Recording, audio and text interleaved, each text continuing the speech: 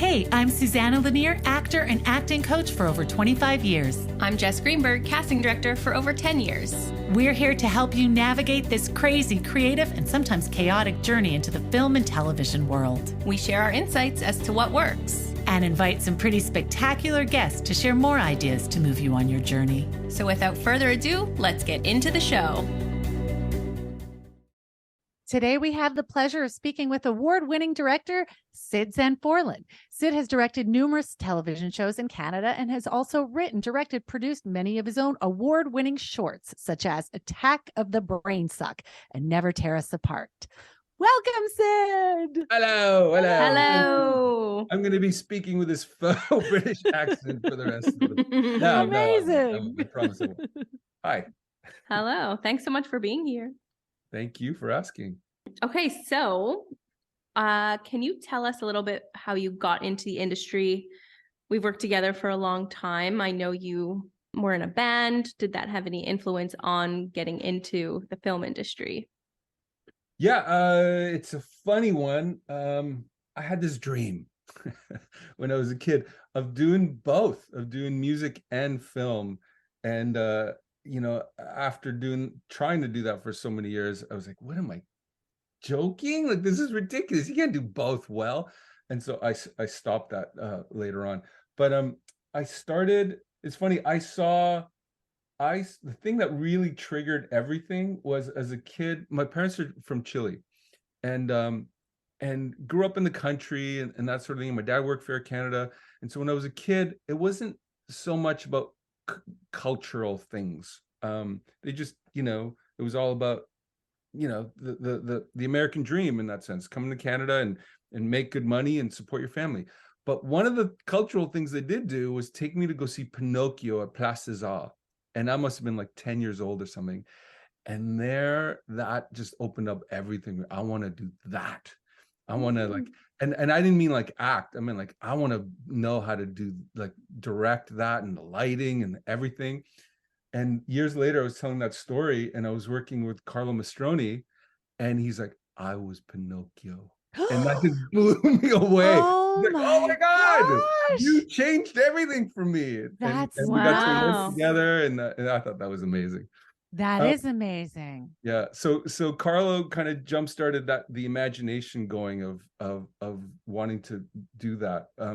But later on, being kind of a mid-'80s kid, I really got into punk rock and new wave and all that. And I started playing music as well. Like, I was a goth kid. I was a Duran Duran preppy. I was a rude boy, which means, like, I love ska.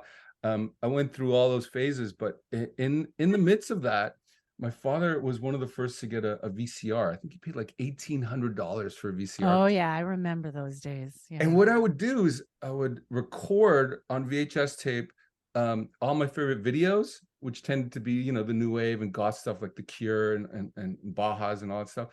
And then I found that the sound quality wasn't very good. So I'd bring my record player, my CD player, whatever it was, and hook it up to my VCR and try to, like, put better sound on the music video. So I was starting to edit and I was starting to do that at the age of like 12, 13. That's crazy. Yeah. And so that was kind of the beginning of my love of both. But ultimately it was Concordia. Like, after I was in a band called Mom and Morgentaler when I was a kid, and that did really well. In the midst of that, I was always studying cinema. But when that fell apart, I went to Concordia and just studied there, and I got frustrated, like, why am I not doing a feature? I've been here for 2 years. And one of my short films won me a tuition to go to New York Film Academy. Do you remember that thing in New York that it was always being advertised in the late 90s, early 2000s? And it was 6 months. You go to New York and you just shoot films and you live and breathe film in New York City, in Manhattan. Wow. For 6 months. And I thought, this is it. Not Concordia where you do like 4 hours a week of a certain class. Yeah. I went to New York and just like 14 hours a day and guerrilla, go into the subway and do this and do that. And then now I was hooked. And I thought, I'll never go back to music. And then my house burnt down. I went to Vancouver and became a cameraman in Vancouver for 6 years. And and really learned a lot about directing and cinematography while I was a camera guy. And I really worked from a trainee to a second to a first. Mm-hmm. And then at that point, I got into Canadian Film Center and so finished that, came back to the East, lived in Toronto for a year and did the Canadian Film Center. And the biggest thing that I took away from that big chunk of time was that, as you both know, most directors don't know how to talk to actors. And they get really intimidated by it. And sometimes they don't know how to express that. So anger comes out. And they get angry on set and things like that. But ultimately, they haven't put in the time to really learn how to talk to actors and how to get what they want in an efficient way and in a good way. And so my takeaway from that was, I want to be able to be better than those people. Okay, so as a DOP and being on set, even as a trainee, you saw how the director communicated with actors, and right away it went off in your head saying, like, this is not the way. This is not the way. And people ask me all the time, younger people that I work with, and they say, you know, if I want to go into directing, what should I, you know, where should I enter in the on set? And a lot of them go into AD work, and AD work is scheduling and paperwork. I always say, become a camera trainee, because it's the entry level job where you're surrounded by the DP and the director. You're in the camera truck with both of them. They're always talking. You have lunch with them, and as a trainee, you're the one laying down the marks on the actors and stuff like that. But you're right there, like the director's legs are next to you talking to the actor. It's an amazing place to learn about storytelling and directing and cinematography when you're a camera trainee, which you don't do when you're an AD. You know, you really don't. Right, because it's all about time, scheduling, like it's not about. You're not on set. Like when you're a third and a second, you're not even on set. So, but a trainee, at the time I was getting $10 an hour, but the schooling was phenomenal. So that was my biggest takeaway of that time. And then after Canadian Film Center, there was SARS and a bunch of things hitting Toronto. I went back to Montreal and applied to every grant for another short film, and I got every grant. It was crazy. I got like $100,000, and I made my first short film that wasn't out of my own money. And I can't say it was a total success. So you said that you thought a lot of directors don't know how to communicate properly with actors, and that's one of the reasons you said, I want to learn how to do that. Why do you think that is so important? The thing that I teach when I do teach is I want to make sure young actors know how to break down a scene. Okay. So that they know what their goal is, and they can put things in their imagination so they can be in the moment. Now, I only learned that by doing theater, and I had a really good teacher at the Canadian Film Center, and her name escapes me, Rosemary Dunsmore. Rosemary Dunsmore taught me at Canadian Film Center, and it just blew my mind, and it opened up. And ultimately, it was to make things playful and put little ideas into the actor's mind that enables them to be in the moment. Give them a fact of a scene, of course, but also you can give them a little bit of a backstory. You can give them a little bit of an arc to think about. Very simple little things. And I rarely, when I was a camera guy, saw directors do that. They would do things like, give me more, give me less, a little faster, a little slower. Let's just do it again. Well, what is it you're looking for? I don't know. I'll know when I see it. You know, it was stuff like that, that I saw them being frustrated, and I wanted to know, well, there's got to be a better way. And one of the great things about theater is you can explore that better way. You know, you've got the time. You got all that time in rehearsal, and you can explore things that work and don't work. And ultimately, I developed over the years shortcuts, because I do crazy shows, and as we all know, shooting now is becoming quicker and quicker, and actors are put into the situation where they're not given very much time, and so if one can have a shorthand that works for both parties, and they feel like it's collaboration, then you can still do good work in that short time. That's what I wanted to, basically, you answered the question. How do you get that performance that you're looking for on film without any time. Because what I basically say is when you go to an audition for theater, they're expecting you to be a work in progress. When you go to an audition for film and television, what they see in the audition room is generally what they want to see on set. And if you don't deliver that, then you're in trouble because there's no time. So you're saying, as a director who likes actors and can see that getting their full potential is going to enhance your project, how do you do that with that shortcut? Like, are there any tricks that you use? I found something that feels repetitive to me, but I think has been valuable, is that I go talk to the actors. I try to bring them all into the same room on the first day and the first morning, maybe even before they get to makeup, if it works out schedule wise. And I sit them all down and I tell them how I work. I tell them outright, I want you guys to ask as many questions as you want because it tells me that you give a shit. If you don't ask questions and just do what I tell you to do, I might think that you don't care, that you don't want to be here. In essence, I'm trying to give them the permission to be able to talk to me. That's the first thing I do. The second thing I do in that same conversation is tell them the shortcuts that I use. In other words, why am I hiding that? I'm just going to tell them the shortcuts that I use so that they have any questions and they know what they're getting into for the next 3 to 5 days. They can start asking me right there and then. So I can tell you ultimately some of the shortcuts, which to me is obviously I have to give the fact of the scene. That's the most important thing. But the second thing, and I tell them that this is very collaborative, is it's something I learned from Mike Nichols, which is he believes every scene is a seduction, a negotiation, or a fight. And the best scene is a mix of at least 2 of those things. And a seduction can mean just that. You're trying to seduce the other person to sleep with you, but could also mean using the tactic of charm to get what you want. The other thing is a negotiation. You can negotiate with somebody to leave the dinner table. Instead of fighting, it's a negotiation, but it also could be an inner negotiation, which happens a lot. Like you're inner negotiating with yourself, not to punch that person, not to do something. It's a playful thing to give somebody an inner negotiation. And lastly, the fight. The fight can be an inner fight, but it also could be a fight with somebody. Suddenly we're yelling at each other, we're swearing at each other, they're doing all that. And the reason I use that shortcut is it's a great way to tell people, what do you guys think if we start the scene, you, actor A, start the scene as a negotiation, but here in the middle, you're going to try something else. You use the tactic of seduction with this line or these 2 beats here, but then ultimately it doesn't work and it's going to end on a fight. That's it. And right away, they know the arc of the scene. And we can talk about it. They can disagree, whatever, and we can collaborate.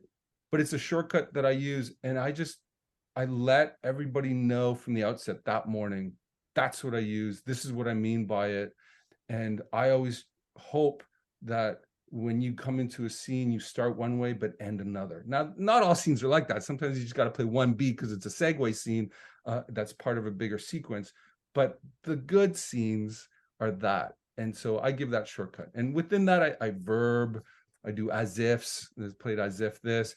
And then I try to, in the blocking, give them something to hold, something to do. So all those things, pretty much the spiel I just gave, I give to my actors. And what I hope is it gives them the permission to play with me.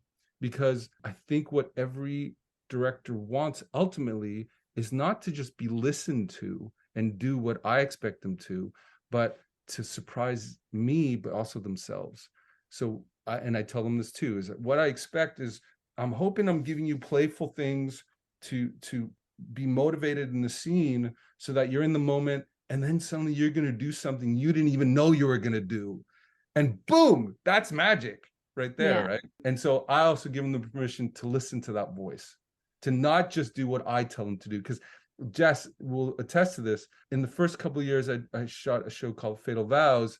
I didn't realize this until I did a workshop with Judith Westin. Judith Westin said this to me. She heard everything that I do. She said, that's great. But what you might run into is that an actor might be in their head wanting to give you what you expect.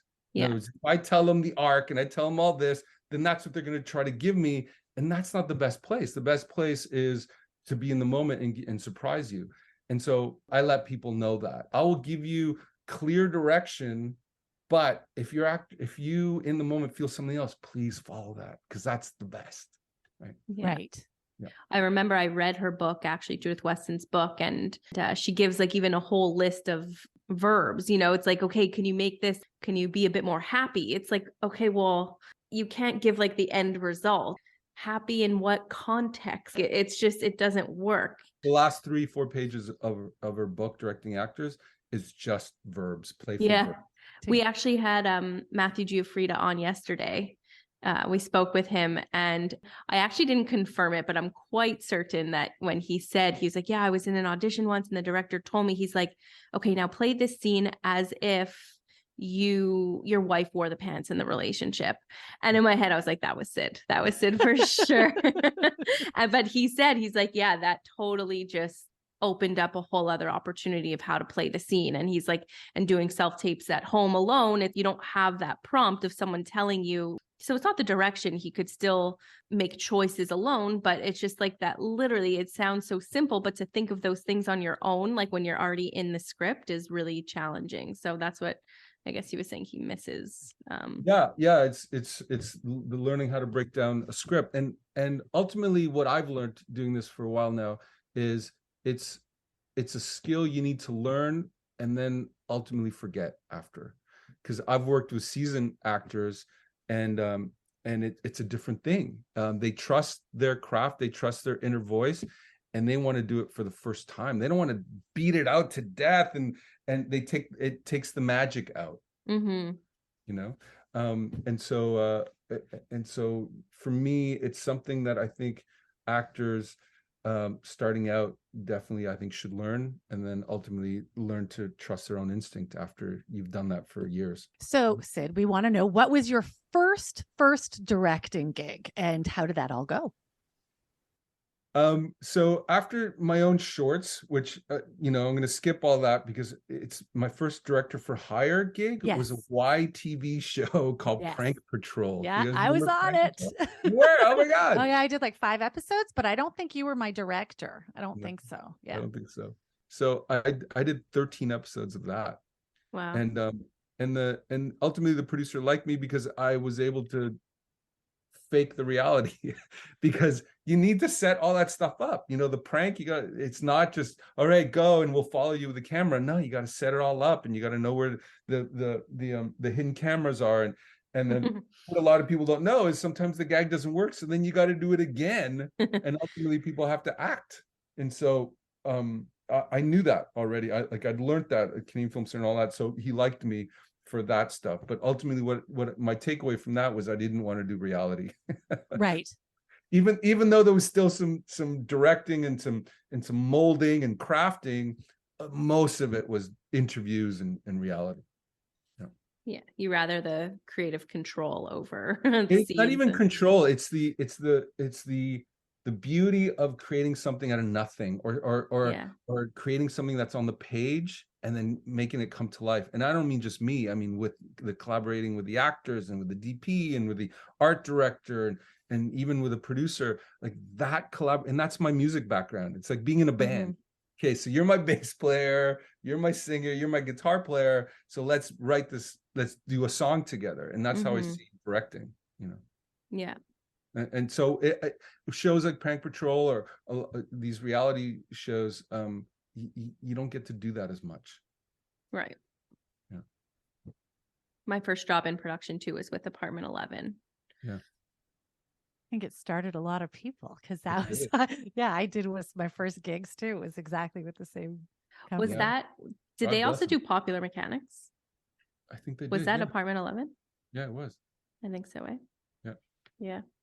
Okay, are well they now still like that? I know they're still doing stuff, but yeah. Are they? Is it still kind of a place for younger generations that want to be filmmakers to enter that way? I don't know about like the people they hire for that, but I know like it's all kids programming. So I don't know what kind of people they hire though for directors, editors. I don't know. Sure. Yeah, they found their niche with the kids programming. That's great. Yeah. Thank you, Apartment 11. Shout out. Yeah, okay. So I was telling an actress that when I did auditions with you, you would like to sort of talk to the actors a little bit before starting. Yeah. And I remember you saying, and you could correct me if I'm wrong, you did that because you had genuine interest in them, and also because of like the crazy schedules and how fast you shoot, you wanted to be sure that they could sort of get back right into the scene after these chit chats. Yeah. So was that the technique, or was there anything more? Or I'm gonna start with saying this. I remember Dudley Moore in his not Dudley Moore, Dustin Hoffman in his masterclass talk about how he couldn't believe when he was starting out, he would start a scene in acting class and the director would interrupt him, and he thought that was the worst thing ever, and he would yell back and fight and the whole thing. And but ultimately he got past that. His ego got past that, and he understood that they were just playing together and they're collaborating. But it took him a while, he said. So it's a little bit of that. But it didn't come from that place. It came from a place of respect. It came from a place of, I love what you do, Mr. or Mrs. Actress. I love what you do. I respect it. And I want to know a little bit about you first, because I respect what you do. And I see you, in essence. It came from that place. okay. Then later on, it also was a little test, which I think is unfair now. But at the time, to be honest, it was a little test to see actors are nervous. They come in, they've worked something out, and they're ready to go. And they don't want to be interrupted. They're ready to go. And I wanted to test them. I wanted to see if I can get them to just talk to me about their lives first, and then see if they can get into it. It was a way of testing how well they knew their craft. Now, I think that's unfair in looking back that I did that. And the biggest difference in the last 5 years that I've been working in Toronto is I see a lot more people, especially in the non-union. I have seen sometimes 120 people in a day, and you can't do that. What I've done now is, after first I say hello, and then do you have any questions? And if they do, great. And if they don't, I get out of their way. I let them do their thing. And then I adjust accordingly and see how well they take direction. And what I've started doing in the last 5 years is if I like a performance, if I think they're pretty good, then I'll have a chat with them at the end, just to see if I can hang out with this person for the next 3 to 5 days, or sometimes longer, if they're not kooky. Right. And it's only happened to me twice, I think, where I did that. I gave them the space and then talked to them afterwards, and they were really kooky. Like, Right. it's happened maybe twice, in the thousands of people I've seen. Twice, was like, okay, no, I can't hang out. They were going off about traffic, and I was gonna kill that guy, and like, they were just, whoa, total kooky. So now I only do it with people that I think we're good, and I want to get to know them, see if I can hang out with them. Yeah. So you don't do it before. I don't do it before. You've gotten. I don't know. There's too many. I see too many people now, so I can't do it. Yeah. But also, it's unfair what I used to do. Yeah. Well, I have 2 points on that. One, as an actor, it is, because sometimes you really are, especially if it's an emotional scene, you really have done your homework and you're in that space and your emotions are up there. So when somebody tells you, hey, so you like this movie or what, you're like, what? Fuck off. Like, I'm here, let me do it. Then we'll adjust after. But some actors aren't, some actors don't have that prep, and they love that chat. That sort of gets them into their body. So it's just, everybody has a different way to get into character. But I do think doing it at the end or doing it after an adjustment or something like that is easier for some. You just have to read the room, right? Because some actors appreciate it. They want yeah, that. you have to read the room, but there's just not enough time to do that anymore. Ultimately, the thing that a director wants to see is how well do they take directing on the second take. So Yeah. so why bombard them with all these ridiculous questions at the beginning? Once they do it, I think just the fact that I want to get to know them a little bit more. Once they do the 2-3 times, they're going to feel a lot more at ease, and they're going to feel like they did a good job because I still want them in the room and I'm still talking to them, and hopefully they'll walk out of there feeling good. Because Right. Jess will attest to this. Is I really try not to make somebody feel crappy when they leave the room with me. Try to give them that respect. And I did this a lot more, and I can't do it as much, but I always did it 2 to 3 times, even if they were bad. Right. I would do it too, because I wanted them to feel that it was worth their while to come to my audition. So I always did it too, even if they're bad. Now I don't. Now it's because I see 100 people a day. I can't. Like, they'll do it once. If I think there's a glimmer, I'll do it again. But if it's truly like this person's just starting out, they don't have a craft, I'll say thank you so much for coming and the whole thing. But I won't do it again. But do you Which find I don't feel good about. But yeah. I know, but I mean, that's just what it is, unfortunately. Like, fortunately, unfortunately. But do you find ever your gut is generally right? Like, where you're like, okay, let's give them one more shot, and then not good. If I see somebody come in and they've prepared something and it's radically different than I thought, but on its own, out of context, there's something good there. It's just different. Then I'll definitely do it again with new direction. But if somebody comes in and I feel they haven't done the work, there's no change, they're just playing it one beat throughout the whole thing, where to me there's clear like triggers of change and arcs, and they just haven't done that work. And the previous 30 people that have come in have all done that work, and I see somebody come in that isn't doing that work, then I won't give them a second chance. That's the other interesting thing that I'm reminded right now, is that when you see so many people, the context, it's actually easier to see the good ones. When you have when you see 100 people a day, those 5-6 really good ones are going to stand out like crazy. Yeah. Right. Whereas if you only see 10 people a day, you don't have anything to compare to. You haven't been bombarded by 80 not great auditions that the 5 stand out. That's one of the good things of seeing that many people in one day. I wanted to also ask, for the audition process, have you ever had someone who absolutely nailed the audition you were certain about, and then on set they were a flop? Not a flop, Okay. but suddenly gave me something that I didn't see in the audition. A certain mannerism, a flamboyancy, Right. that isn't right for the character, that I didn't see in the audition.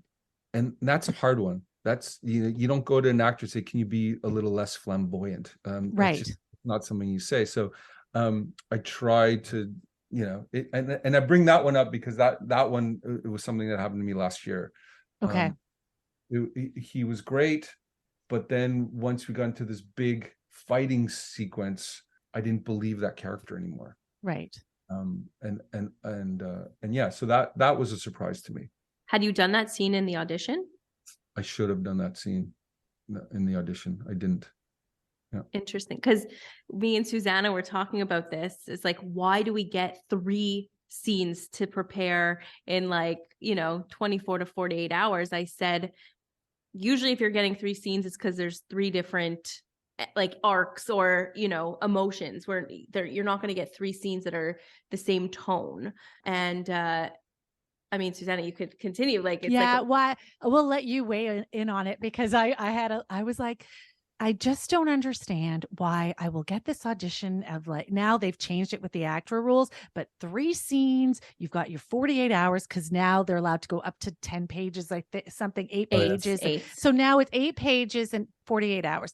Didn't used to be that. You could get 16 pages that they want you to self-tape the next day. Not like that through actor anymore. But even so, I'm like, really? You need 8 pages? You need 8 pages?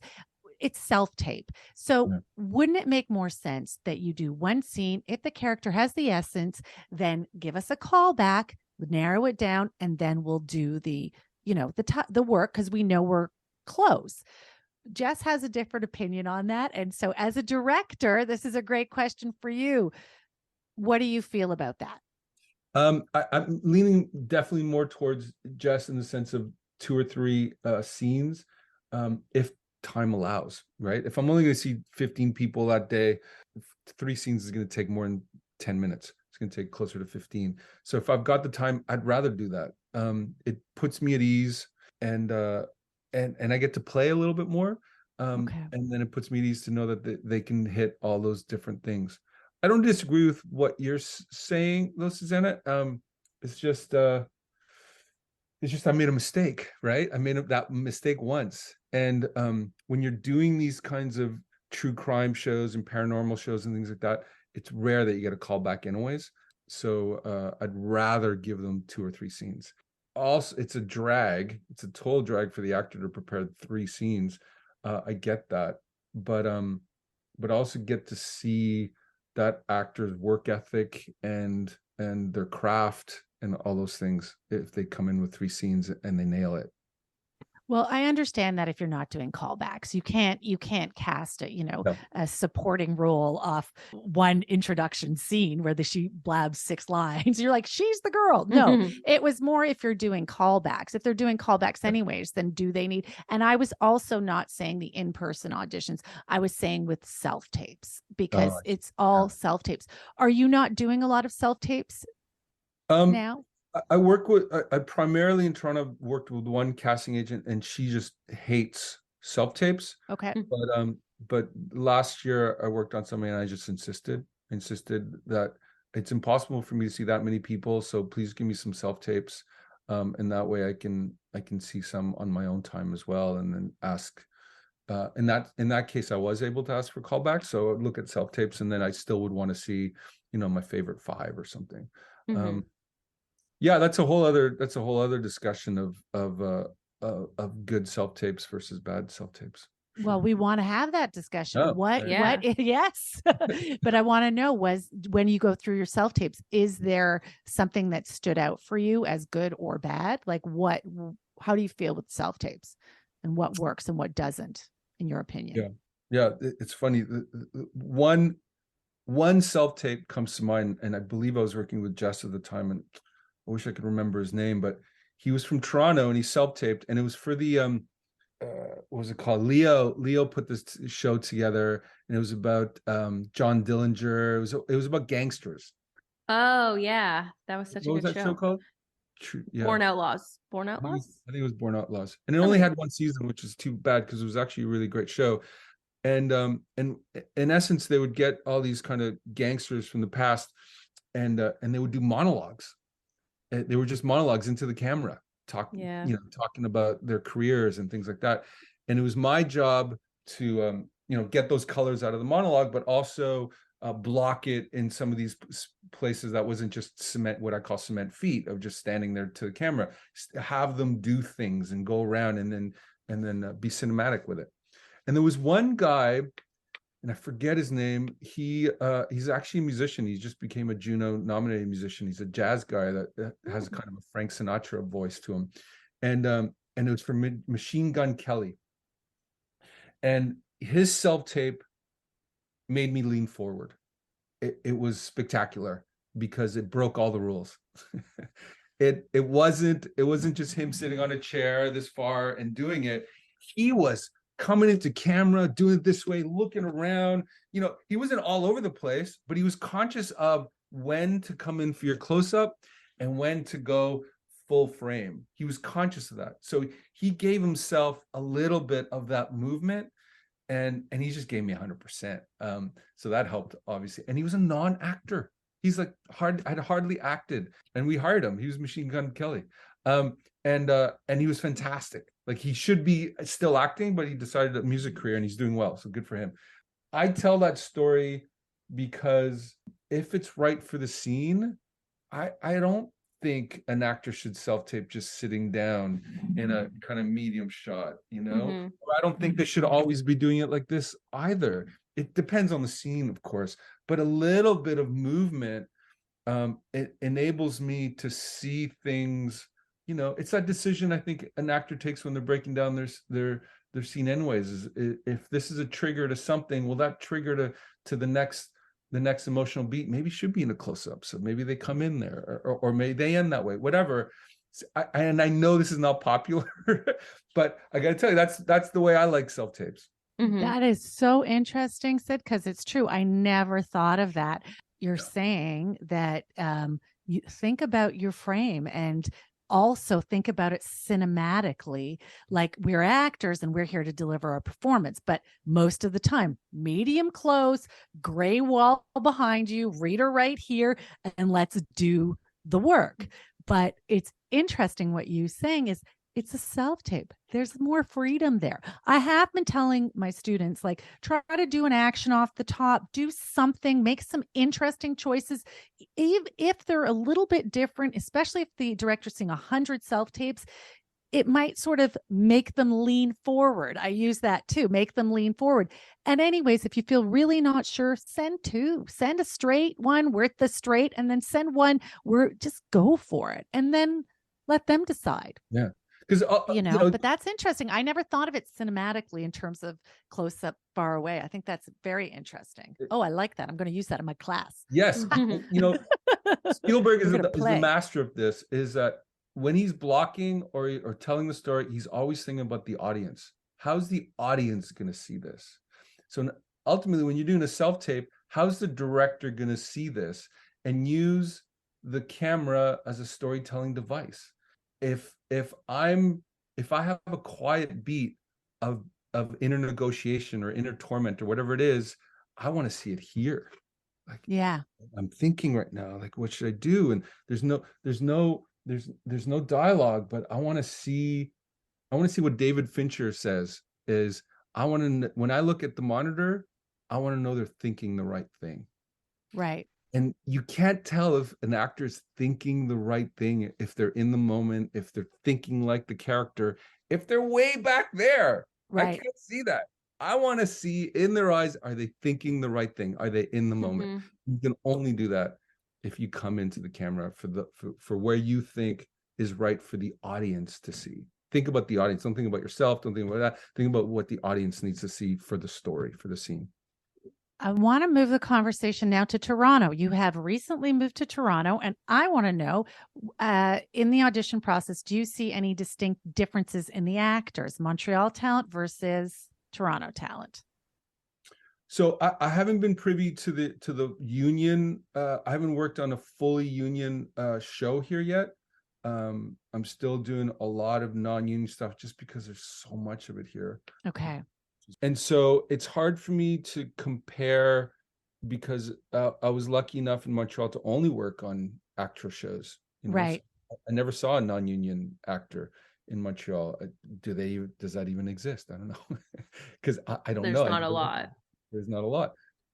But in Toronto, as you know, if you want to do commercials and you're doing well in commercials are all non-union. So people stay in that. And sometimes agents even recommend that they stay non-union. I'm not sure that's the best. I've worked with some amazing non-union people that should be ACTRA, that are phenomenal, but happen to have an agent that's telling them not to. And I'm always like, no, make the leap. You're so good. But in that leap, what I've heard in Toronto is that there's that weird window of about a year and a half where you're not going to work as much, right? And it's a risk. So I'd like to say that they're more prepared and do their scene breakdowns and things like that, but I'm not sure that's true, especially because in the non-union you get people that just look good but still haven't done the work. So I can't fully answer that, because to be honest, there were actor people that were coming in and didn't do their homework either, Yeah. Well, so yeah. Any differences with casting directors? Yes. They're tough. They're tough here. The couple that I've worked with, they can be just outright mean to the actors. And I don't like that. I actually had to ask one casting director not to do that in my presence. So, Sid, you've been in Toronto for a year now. You said you've been doing mostly non-union work. Where do you see your career headed? One of the great things about Toronto is non-union work can lead to bigger, better stuff. Okay. And so last year I was fortunate enough to do a show by Eli Roth called My Possessed Pet. It was, I think it's even on Travel or something. But the great thing about that show is that I had Eli Roth is one of the best horror directors out working in the world right now. And he started producing these shows, in essence, paranormal shows. But the thing that he's doing different is there's a bigger budget. You got 5 days to shoot it. And you just have access to tools that you sometimes don't have when you do true crime and other paranormal stuff. And so I was given the opportunity to do a couple of episodes, and one of them just turned out great. The universe conspired, and I got lucky with the actors, got lucky with the DP, got lucky with everything. And it was just a really great episode. He actually wrote to me and said it was his favorite episode, and it was going to start the season. And then I just learned last week that I got shortlisted to be nominated. The actual nominations don't come till February 23rd, but I was on that shortlist to be nominated for Best Director. Wow. So and this was a non-union episode? It was a non-union show. Wow. I know. So those Wow. things can happen. Those things can happen only here. I never had that opportunity in Montreal. So to answer your question, it's been great that way. I also pitched something to the DGC, and they accepted it, and I got to shoot a short on the volume wall that Star Trek Discovery shoot on.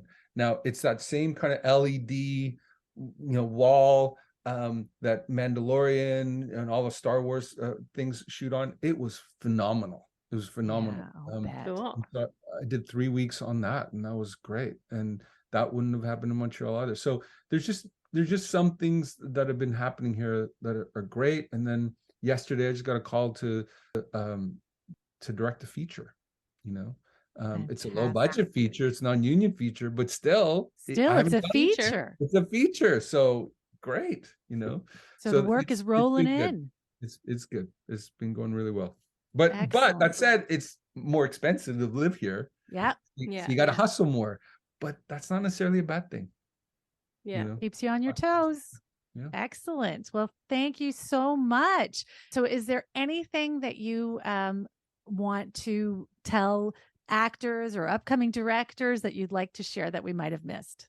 I mean, you gave us a lot and fantastic stuff. I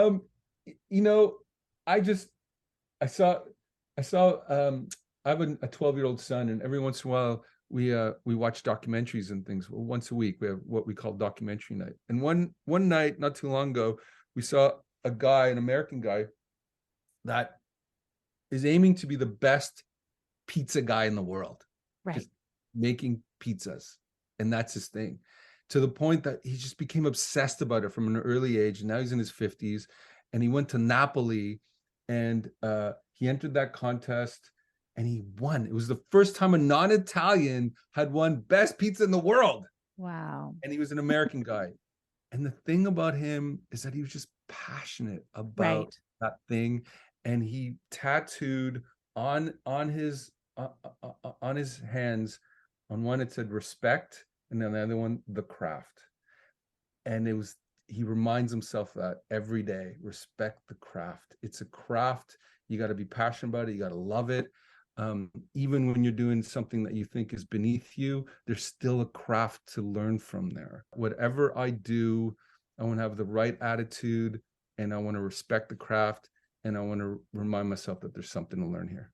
Fantastic advice. And Sid, I have to say you are doing it, because I was going to say throughout the whole interview, I was just thinking, you're so passionate and interested and curious, and that's your attitude. And I've known you for a few years now too, and it's always been like that. You love the craft, you love learning, you want to do it better every time. What can I learn? And you respect everybody else too, and you put that on everybody else, that energy and that excitement. So thank you for that.